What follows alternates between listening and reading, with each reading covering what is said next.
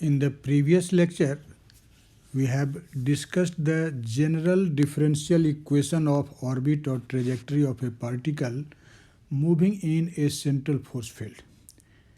You have obtained the equation of orbit or trajectory in polar coordinates.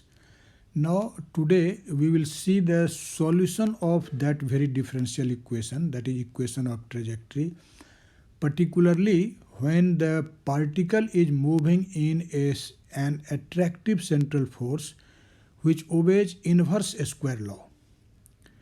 When you say inverse square law, you know there are two very important examples of the central force obeying inverse square law. First one is the gravitational force. You know that gravitational force acting between 2 point masses is inversely proportional to r square. And similarly, the electrostatic force Fe is also inversely proportional to r square, which acts between 2 point charges.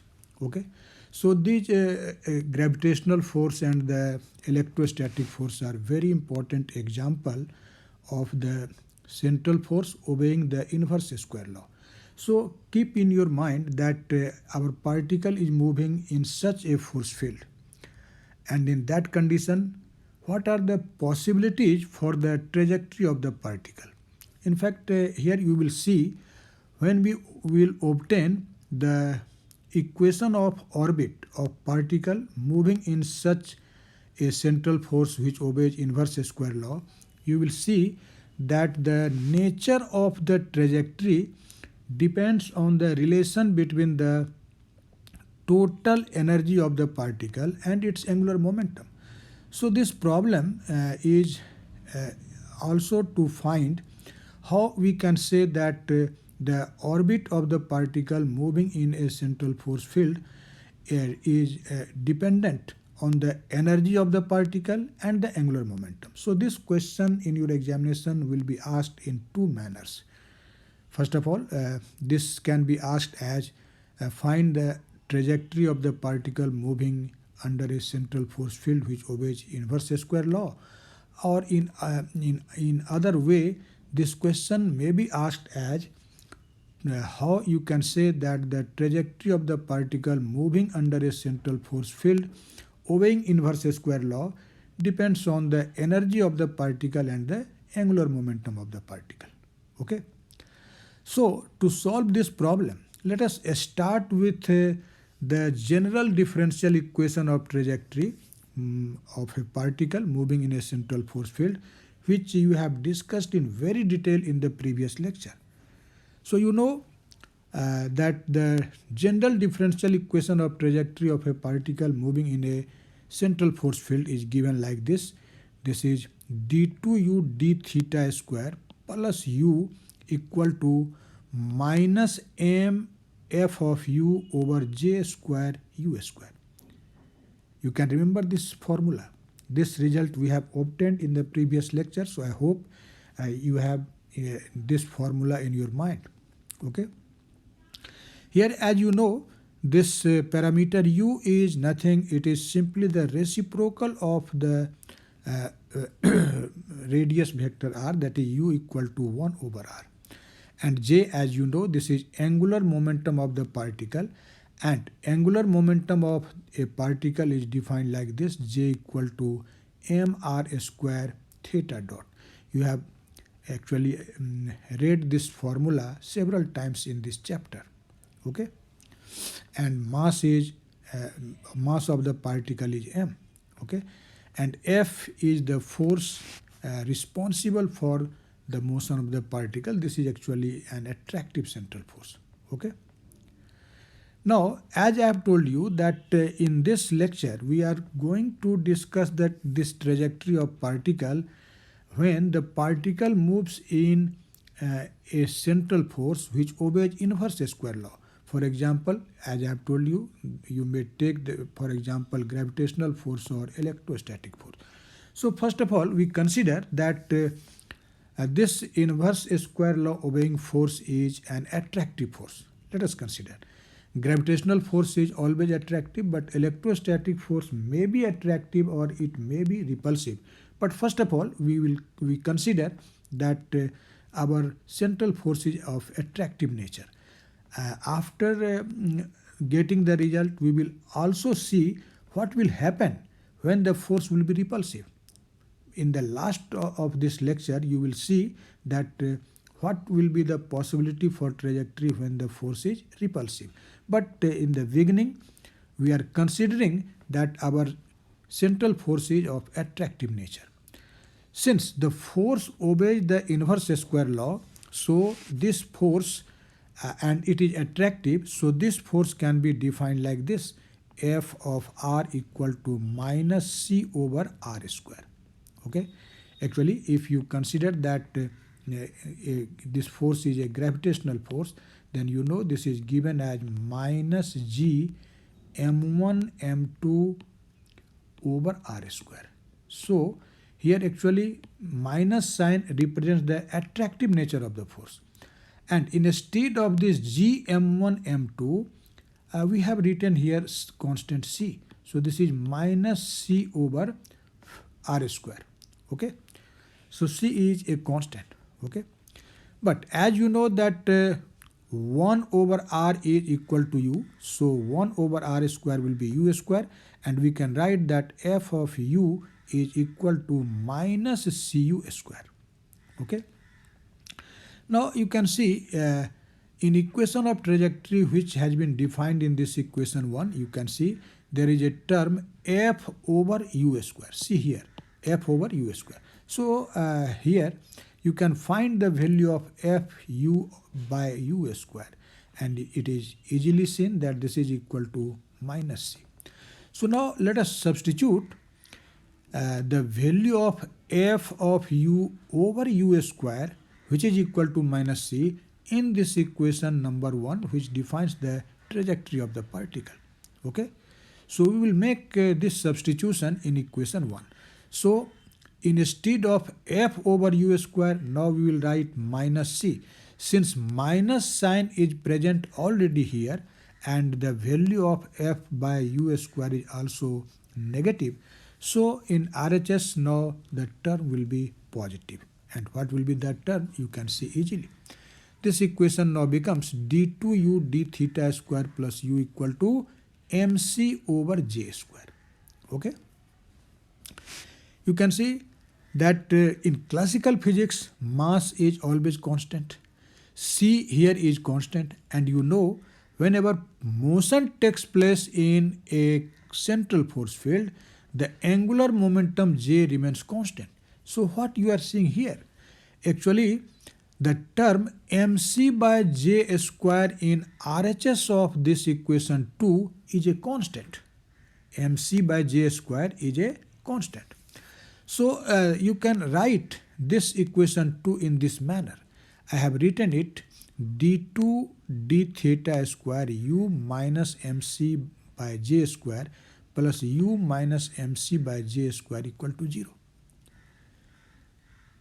When the beginner sees this equation, first of all, he gets confused, because when we will take the term in RHS mc by j square in LHS, this will be simply minus mc by j square. So that equation should be d2u d theta square plus u minus mc by j square. But I have written here an extra term mc by j square. Why I have written? Because you know, as I have told you, that mc by j square is a constant. And since it is a constant, so let us simplify it. You can see d2 d theta square u minus mc by j square. I have written this extra term here. This will be d2u by d theta square. Why?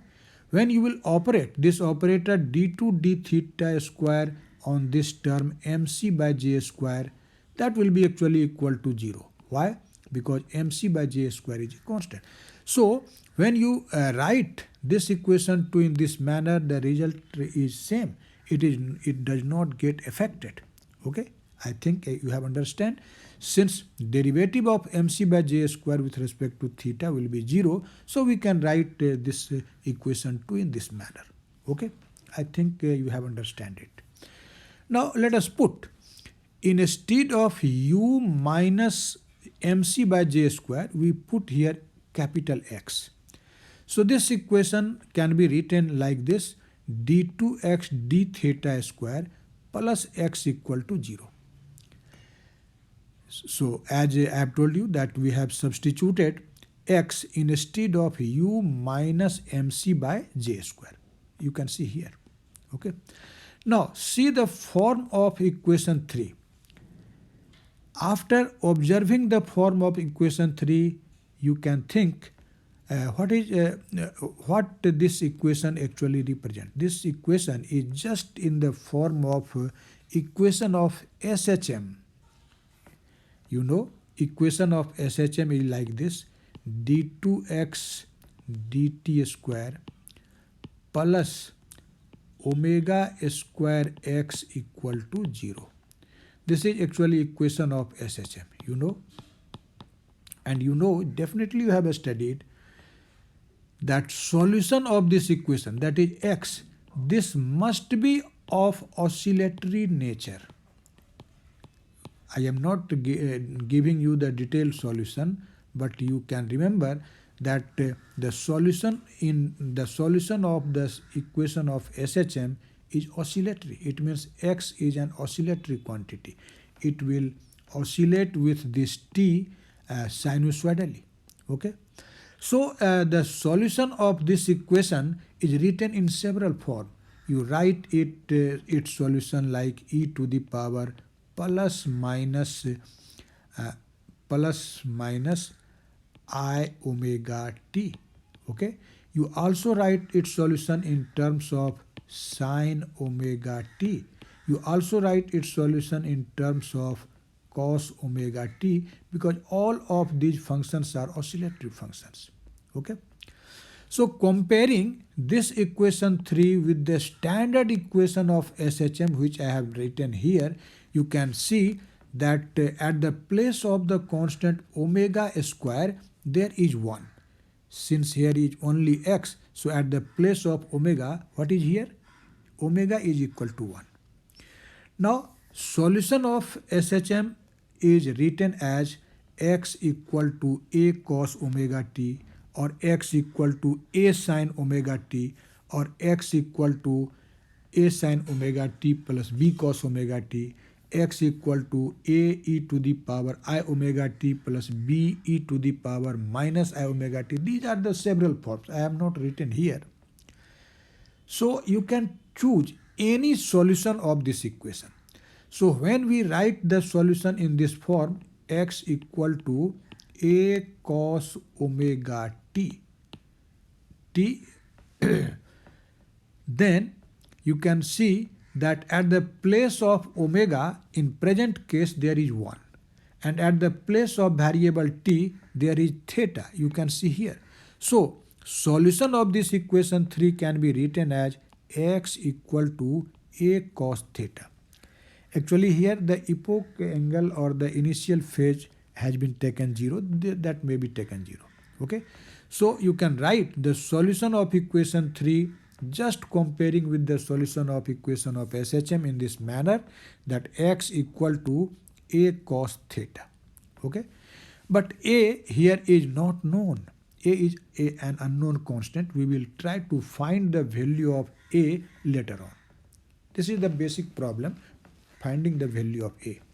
Now, x, we have assumed x instead of u minus mc by j square. So now let us put at the place of x u minus mc by j square. So u minus mc by j square will be equal to a cos theta. And from here you can find u, that will be mc by j square plus a cos theta. I have mentioned it here. You can see that u, which is actually equal to 1 over r, that is equal to mc by j square plus a cos theta. Okay. Now you can see the value of this u or 1 over r depends on the value of theta. So here consider two values of theta for which cos theta will be maximum and minimum. Okay. So if we consider that theta is equal to 0, then you know cos theta will be 1, and you also know that cos theta equal to 1 is the maximum value of cos theta. Okay. So when cos theta will be maximum, from this equation 4 you can easily see that this 1 over r or u will be also maximum. Okay. R is not maximum. 1 over r is maximum. When cos theta will be maximum. So taking theta equal to 0 and cos theta equal to 1, you can say that 1 over r max, this will be equal to mc over j square plus a, because cos theta is now 1. Now when we take theta equal to pi, you know cos theta in that condition is -1, and -1 is the minimum value of cos theta. So if you will substitute the minimum value of cos theta, which is -1, in this equation 4, then you will get the minimum value of 1 over r. I am again repeating, this is not the minimum value of r, it is minimum value of 1 by r, that is the minimum value of reciprocal of r. So 1 over r minimum, this will be equal to mc by j square minus a. I think you have understand this because this is just a simple calculation. So I think you have no problem in understanding this fact. Okay. Now we have obtained the minimum and maximum value of 1 by r. Now our aim is again to find the maximum and minimum value of 1 by r, but by energy concept. By energy concept, we will again find what will be the maximum and minimum value of 1 over r. And for that, you should write the expression for energy of the particle moving in this force field. You know, you have studied in the previous lecture that the expression for the total energy of a particle moving in a central force field is given like this, equal to 1 over 2 mr dot square plus j square over 2 mr square plus u. I have written this expression here directly because you have studied this thing in the previous lecture. So you must remember it. Okay? And everything in this equation is clear to you. You know this r dot means what? R dot is dr dt. This is time derivative of r. Okay. Now we will find the value of this u. U is in fact potential energy, and half mr dot square plus j square over 2 mr square. The sum of these two terms represents the kinetic energy, as you know and you have studied in the previous lecture.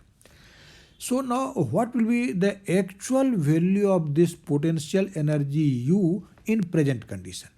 You know, in present condition, we have assumed that our particle is moving in an attractive central force field which obeys actually the inverse square law. Okay. So in this condition, you know that the force F of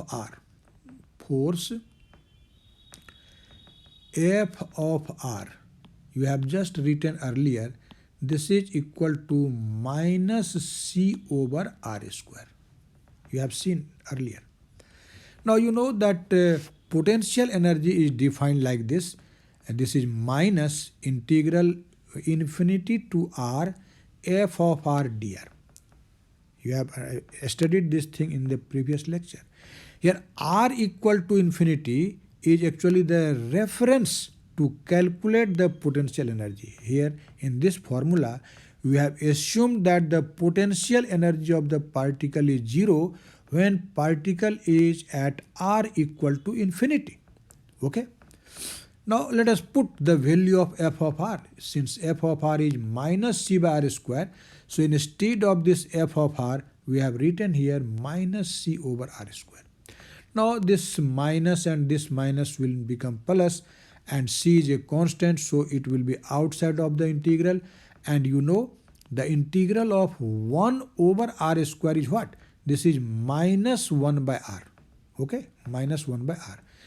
Now you can make this minus sign plus by taking the by interchanging the limits. So you can write this c 1 over infinity minus 1 over r. But you know 1 over infinity is what? This is 0. And so our result is minus c over r. This is actually the value of potential energy of the particle when it will move in a central force field which is attractive and obeys the inverse square law. Okay. You have also studied that the gravitational potential energy is given like this. This is minus g m1 m2 over r. Do you know this formula or not? Definitely you have studied this. And instead of this g m1 m2, we simply write c. So this is minus c by r, and you can compare this result. Okay. So there is no need to find the value of u starting from this definition. You can directly write that since the particle is moving in attractive central force which obeys inverse square law, so you can directly write that u will be equal to minus c over r. Okay. So now we will put at the place of u minus c by r in the expression of energy. You have seen earlier that the expression for energy of the particle is what? This is 1 over 2 mr dot square plus j square by 2 mr square plus u. Now instead of u, you can write minus c by r.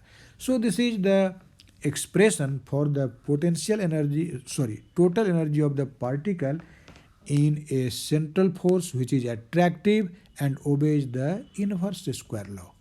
Okay. Now remember, you have studied that the total energy of a particle moving in any central force field remains conserved. So definitely this energy E, which is total energy of the particle moving in this central force field, this will remain constant. So it may, when you say that E remains constant, what does it mean? It means during the motion at any point the value of this energy E will be same. Okay. So you can choose any point where you will get that the total energy is E. Now let us consider 2 points. We consider 2 points, and those 2 points are called turning points. It means the point, since the motion is oscillatory, you have seen, so in this condition the particle will oscillate. Okay. And during this oscillation the particle will return back from any position. So let us consider that this point is A, from where our particle returns, and again this is point B, from which the particle gets returned. These are turning points. It means at the turning point the value of R will be either maximum or it will be minimum. Okay. And you know, if R is equal to maximum, R is maximum or R is minimum, in both conditions the derivative of this R will be 0. As you know, when you say that y is a function of x and y is maximum, then dy by dx is 0. When y is minimum, again then dy by dx is 0. So since at the turning points this R will be either maximum or minimum, so at that very point when you will differentiate this R with respect to t, you will get 0.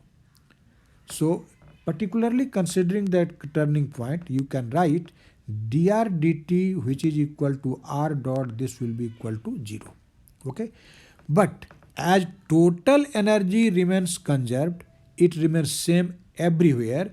So at these turning points, again the total energy will be same.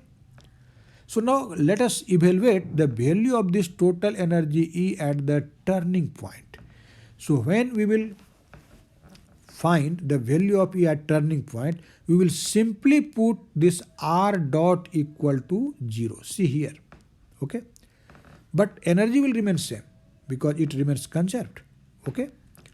So now you can write at the turning points the total energy E is equal to J square by 2 mr square minus C by R. We have dropped the term containing R dot square because R dot is 0 at the turning point. Okay. Now let us write this equation in a particular form. If you will take this E in RHS, this will be minus, and you can write this equation in this manner. This is J square over 2m into 1 over R square, and minus C into 1 by R, and minus E, and that is equal to 0. Now you can see this equation 8 is nothing. This is simply a quadratic equation in R. It is in this form: ax square plus bx plus c equal to 0. If you will compare this equation with this standard form of quadratic equation, you can see at the place of R there is 1 by R. Okay. And at the place of B there is in fact minus C. At the place of A there is J square by 2m. You can check. And at the place of C there is minus E. Okay. Now from the formula for finding the roots of the quadratic equation, you know x equal to minus b plus minus root over b square minus 4ac divided by 2a. This is the formula for getting the two roots of a quadratic equation. So here at the place of x, since there is 1 by r, so you can write 1 by r equal to minus b.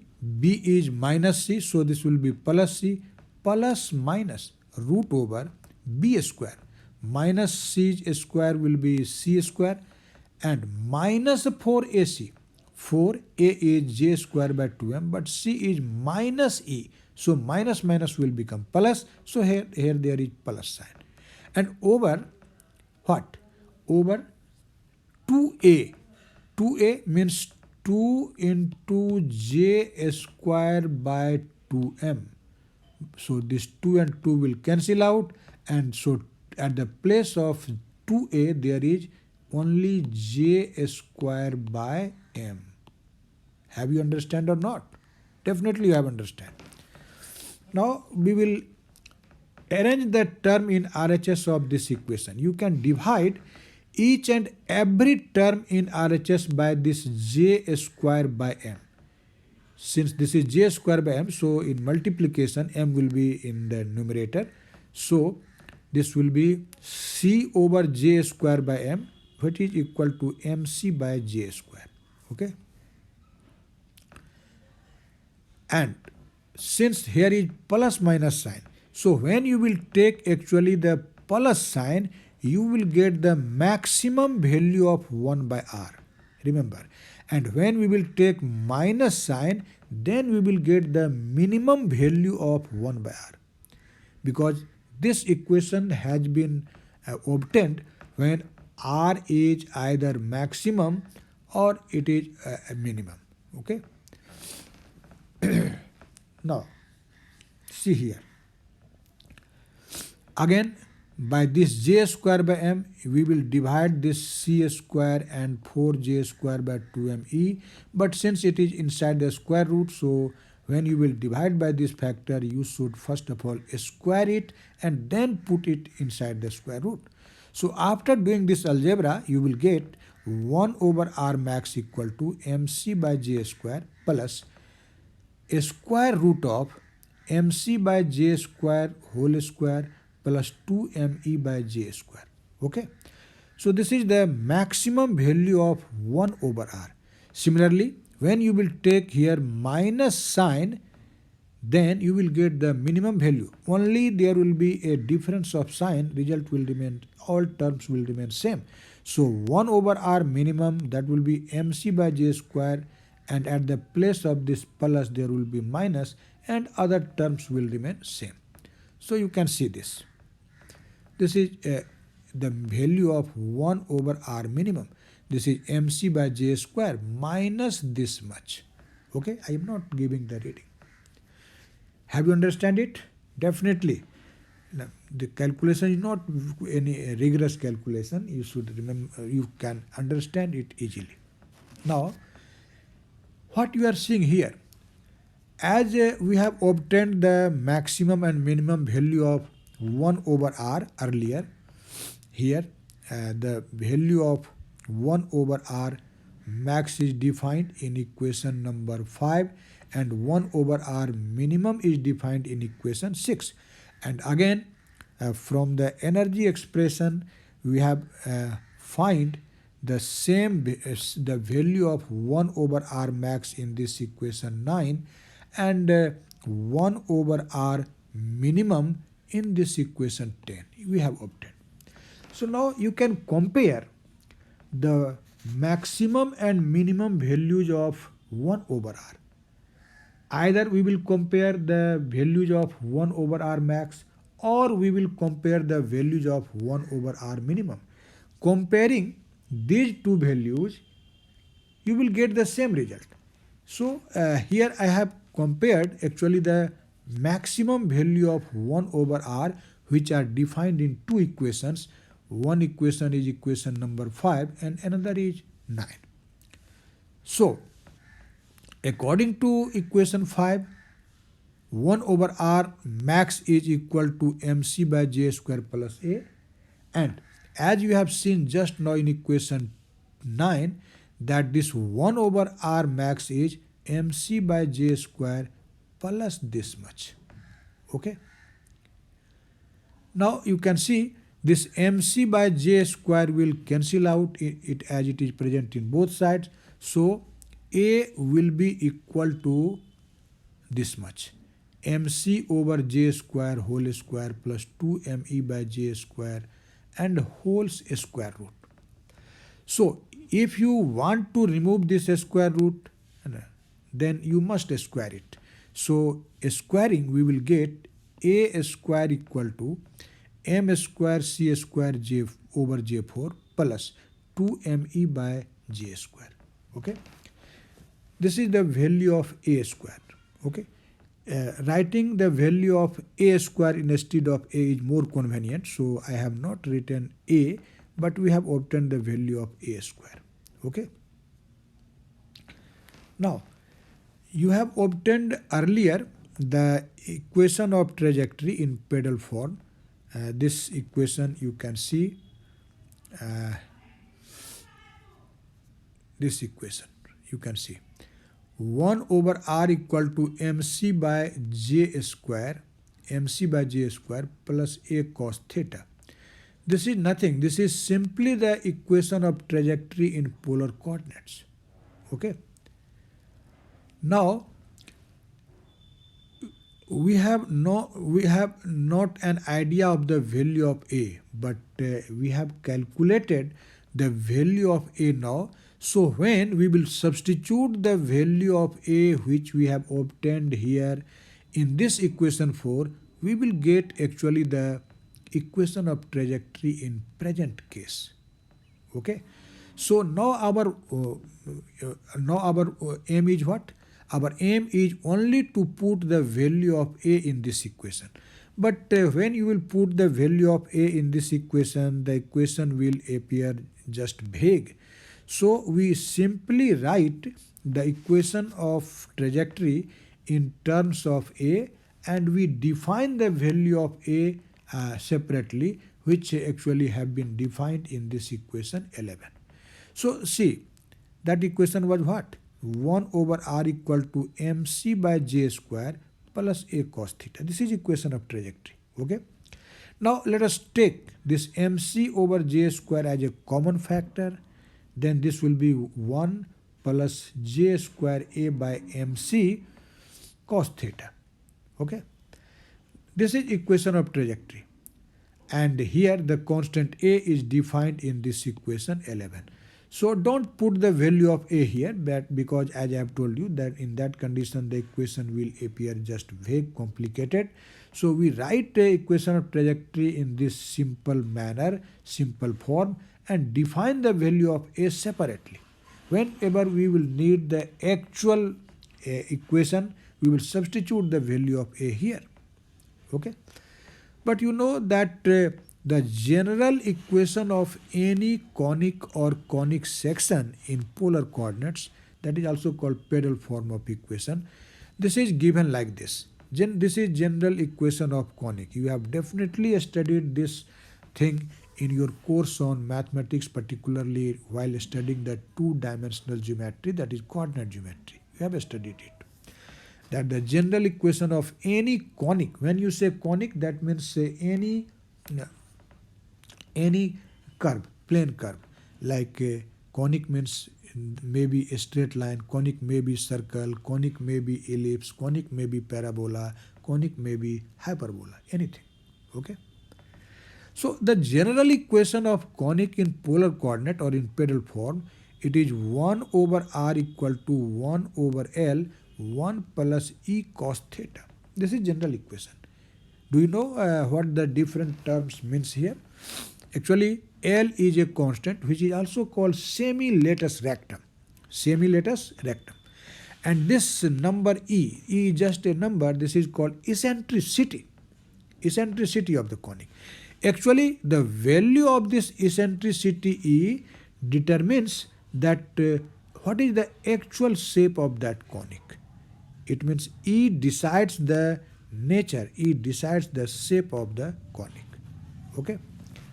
Now, this is actually the general equation of any conic in polar coordinate, and in present situation when our particle is moving in a central force field which is attractive and obeys inverse square law, then we have obtained that the equation of trajectory is 1 over r equal to mc by j square times 1 plus j square a by mc cos theta. So now you can compare these two equations, that is equation 2, which is the particular equation for a particle moving in this central force field, and the equation 13, which is actually the general equation of a conic in polar coordinates. Okay. So the page has been turned, but this will be just okay. Wait for a while. See here. Now, when you will compare, you can see that at the place of 1 over L, at the place of 1 over L, what is here? Here there is mc by j square. At the place of 1 by L, there is mc by j square. So 1 by L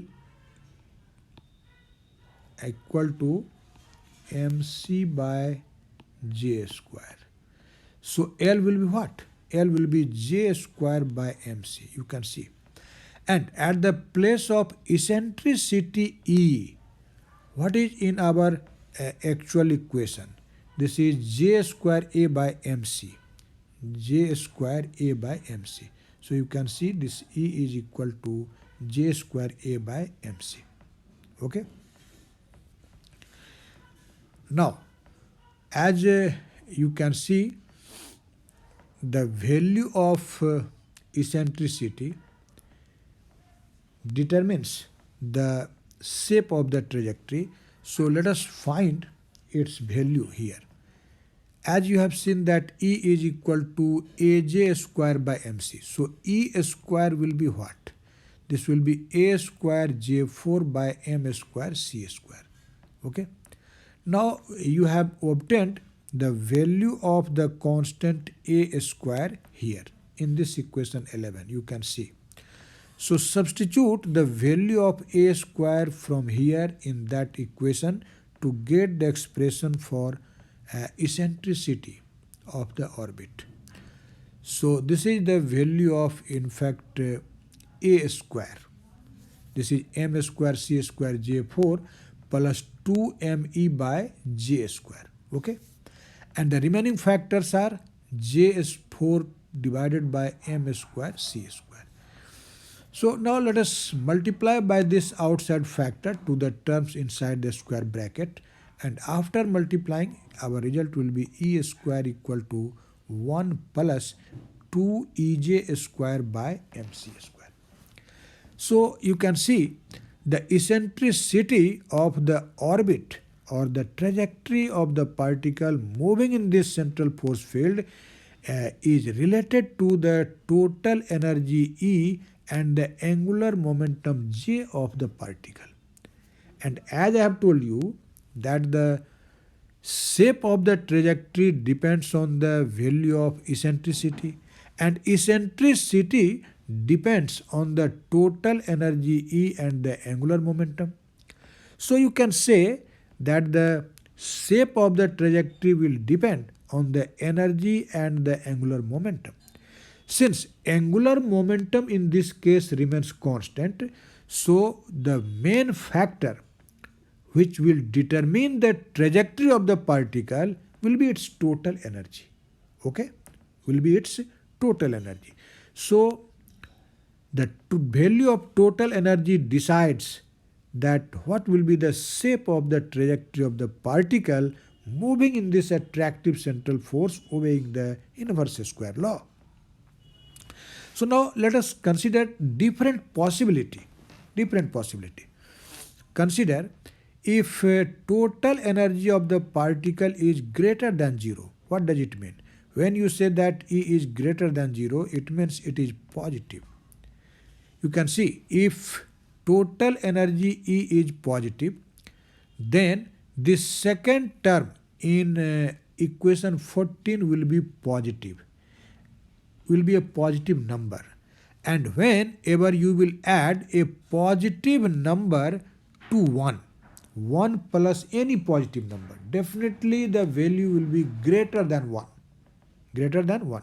So in this condition, you can see that the eccentricity will be greater than 1. So when the total energy of the particle moving in this central force field is positive, then the eccentricity of the orbit followed by the particle will be greater than 1. And you know from coordinate geometry that the conic whose eccentricity is greater than 1, that is simply a hyperbola. It means in this condition the particle will follow a hyperbolic orbit or hyperbolic path. When it will follow a hyperbolic path, can you say? It will follow a hyperbolic path when its total energy is positive. Then the particle will move along a hyperbolic orbit, or you can say that its trajectory will be a hyperbola. Okay? Now consider that the total energy of the particle moving in this central force field is 0.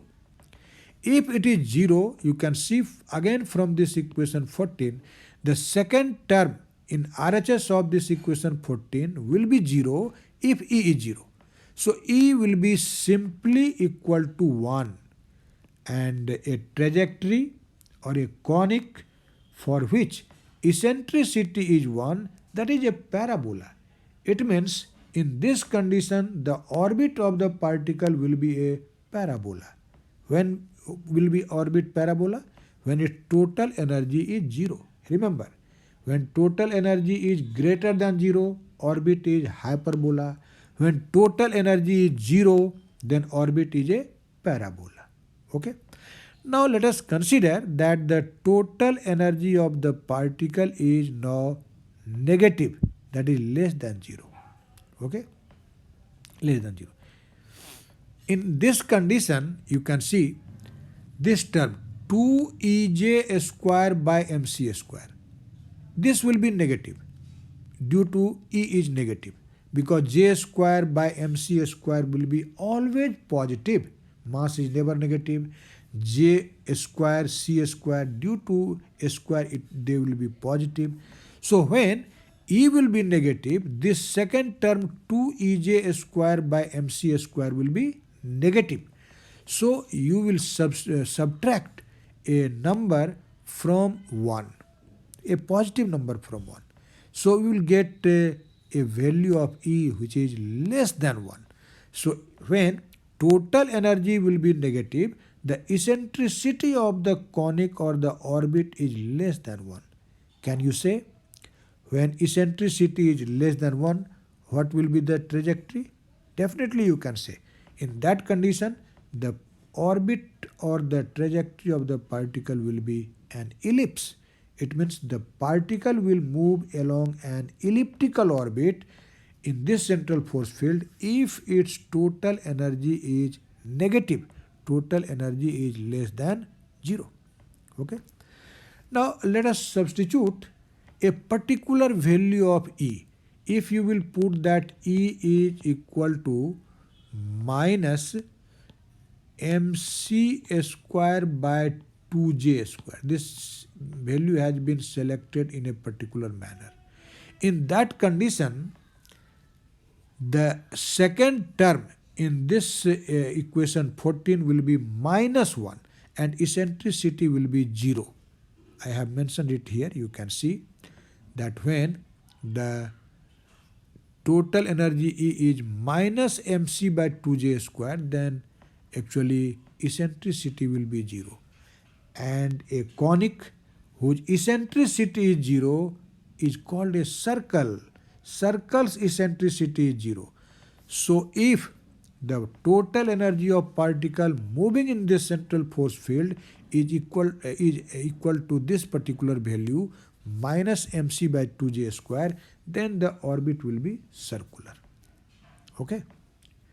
Now let us see what are these are the different possibility. But we will now see that if the particle is moving in a central force field which is attractive and obeys inverse square law, then what possibilities are possible in this case? You know that the total energy E is equal to half mr dot square plus j square by 2 mr square minus c by r. You can see the first two terms in RHS is positive because they represent kinetic energy. They are positive terms. And the last, that is third term, is negative.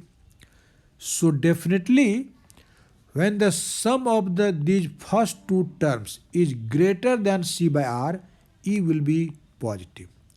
When the sum of these two terms is equal to c by r, then E will be equal to 0. Okay. And when the sum of these two terms, that is kinetic energy of the particle, is less than modulus of the potential energy, then it will be negative. Sorry. So in this condition, there are three possibilities, and all that depends that the kinetic energy is either greater than the magnitude of potential energy or less.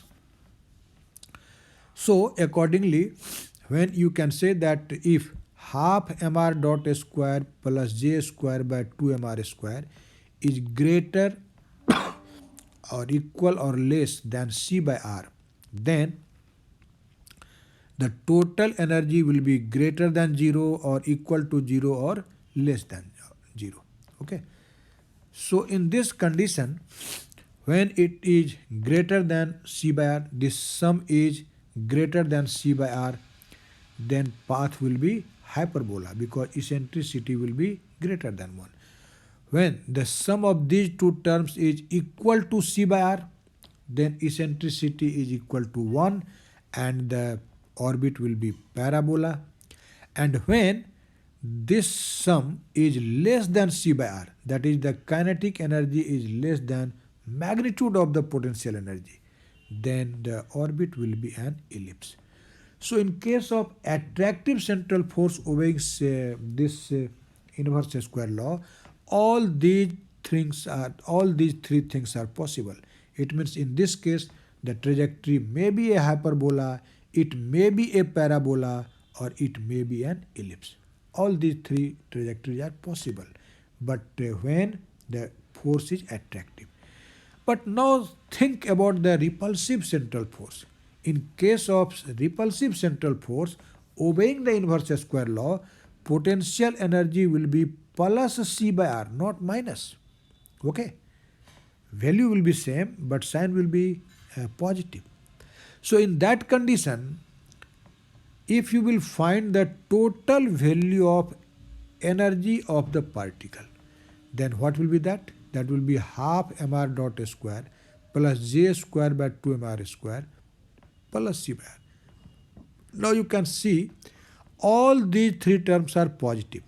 In case of repulsive central force, all these three terms are positive, and so sum of all these three terms will be definitely positive, that is definitely greater than 0. And if E is greater than 0, you have seen that the eccentricity will be greater than 1, trajectory will be a hyperbola.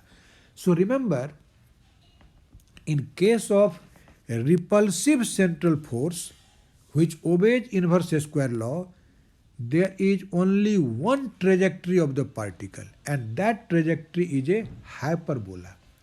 You have definitely studied in your course in physics Rutherford scattering of alpha particle scattering, and the experiment was done by Rutherford and his students Geiger and Marston.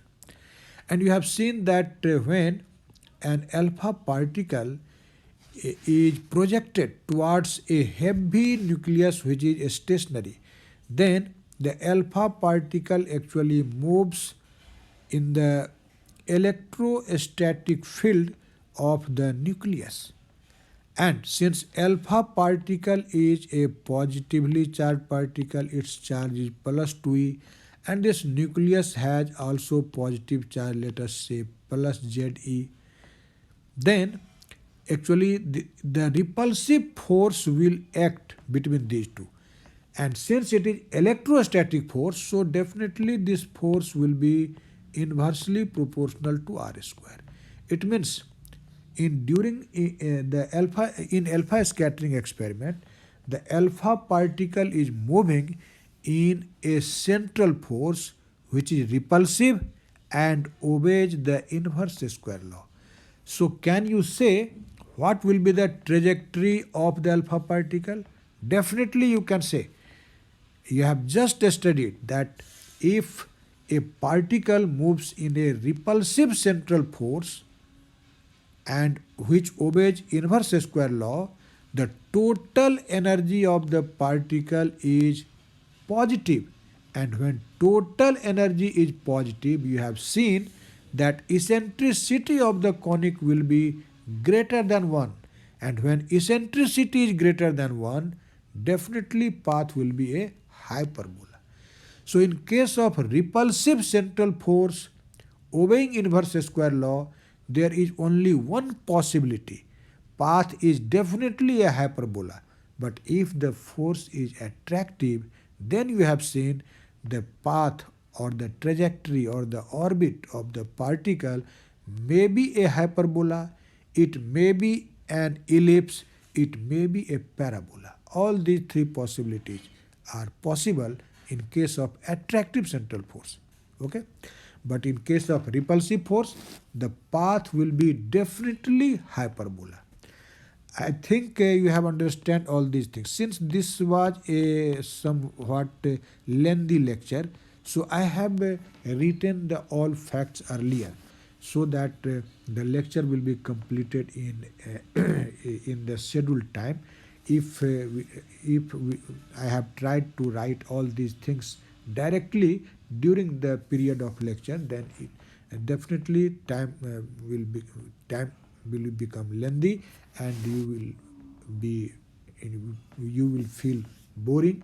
So to enjoy the lecture, I have mentioned all the facts earlier, and I hope I have dealt all those facts in clear cut manner, so you have definitely understand each and everything.